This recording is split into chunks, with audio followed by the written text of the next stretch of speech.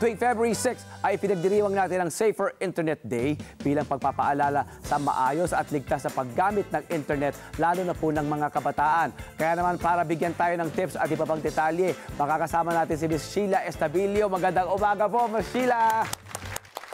Please sit down. Magandang umaga, Ms. Sheila. Bati naman po kayo sa ating mga kababayan. Magandang umaga po sa ating mga televiewers sa Net25. Ayan, Ms. Sheila, kanina pa po, ang aga po ng call time ni Ms. Sheila rito pero sigurado po akong sulit po ang ating stay, ang ating pagkwentuhan. Ito pong ating, hindi na po ako magpapatupik-tupik niya po ba. Ano po ba itong Safer Internet Day na ating inoobserba?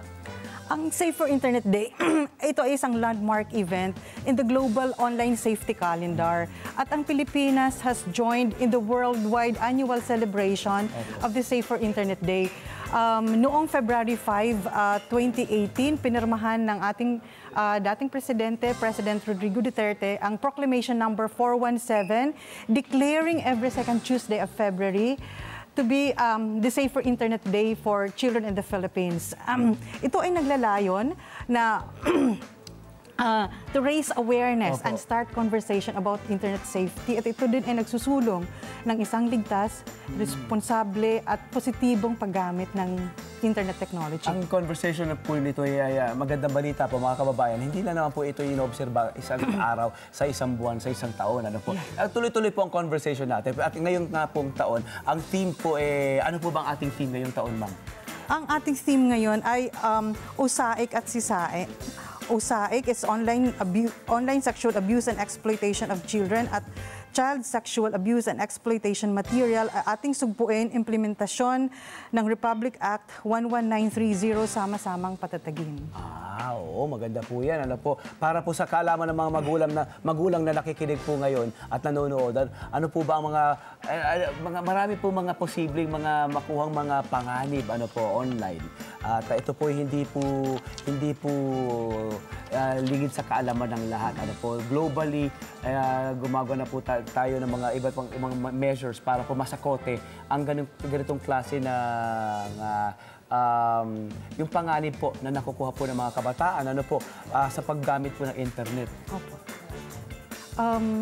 Yung pong ating mga steps po na ginagawa. Ano kaya mga steps natin? Opo. Oo. Sa ngayon ay sa aming organisasyon, sa Plan International Pilipinas, kami po ay nagsusulong ng mga public awareness campaign or community awareness campaigns para po masugpo ang maging ligtas po ang ating paggamit sa internet.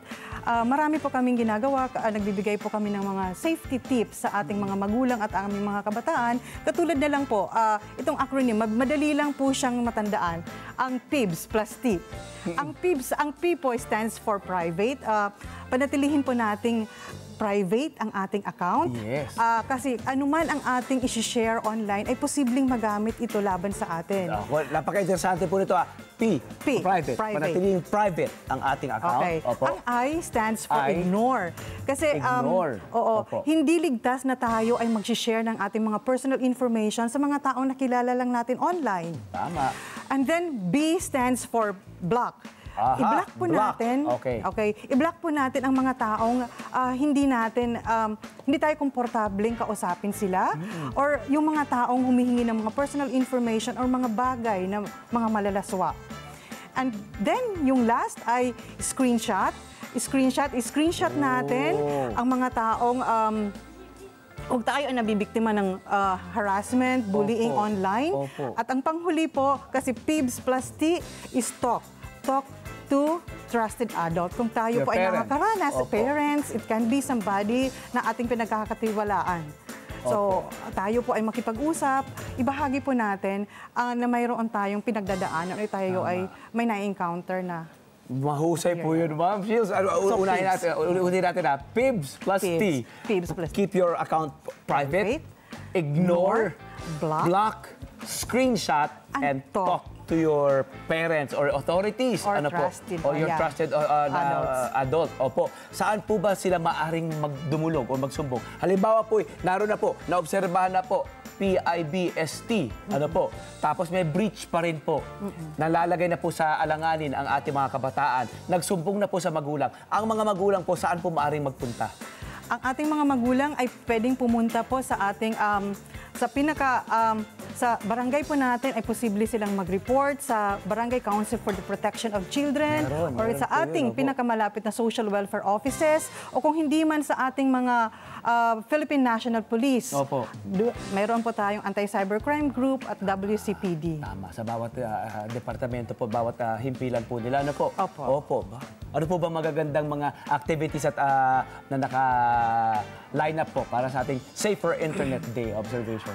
Mayroon po kaming Safer Internet Celebration sa February 13 and 14. Ito po ay gaganapin sa SMX MOA. Opo. This is in partnership with the Department of Justice, National Coordination Center, against OSAIC and CSAIM, and with support from UNICEF Philippines. Ang mga kabataan po, may mga kabataan po, estudyante na lalahok po, Yes, mga parents. opo. Baka This pwede will sila be sumali okay. pa. This will be a gathering of mahigit kumulang more than 400 child advocates or youth advocates. Kasama na rin po ang ating mga child protection system actors kung Young saan leaders kasama ang po. ating Ayan Okay. Mga magulang, ayan po Oo, ang Ayan ating mga magulang, caregivers, school teachers, teachers, community leaders, law enforcers. Kailangan po talaga, oo. nariyan po sila. Opo. At na nakakatuwa na meron silang oras na ibinibigay po. Ano kayo po? Ano po? Ilan po kayong membro ng ating organisasyon po? Kami ay more than 100 sa aming Ban Tumatanggap po kayo ng mga International. volunteers na po at saka mga membro? Pwede po, makikipag-coordinate lang po sa aming Human Resources Development Opo. Ng Plan International? ng Plan International. Pilipinas po kami. Nice. Kahanga-hanga. Ayan po, ito, susuportahan po natin talaga yan, mga magulang, mga kababayan, ha. Maraming salamat po sa inyong panahon, Miss Sheila. Alam ko Thank po, you so nandun ka na. Nakikita ko si Miss Sheila, nakikita niyo yung kalakaran ng ating studio at talaga inaaral niya na mabuti. Para po sa ating lahat, para po sa ikabubuti po ng ating paggamit ng internet, ano po, kaya po narito kayo. When we really appreciate your time, your effort, and you being here po. Maraming salamat po, Miss Sheila. Thank you so much Thank you. for having me. Thank you po. Hello po mga Kanet 25! Si Kuya Tony Pet po ito mula sa Love, Tony Pet and Everything. For more Love, Tony Pet and Everything updates, just click on our subscribe button and follow us on our Net25 social media pages at Net25 TV and at Net25 Entertainment Facebook. Magkita-kita po tayo!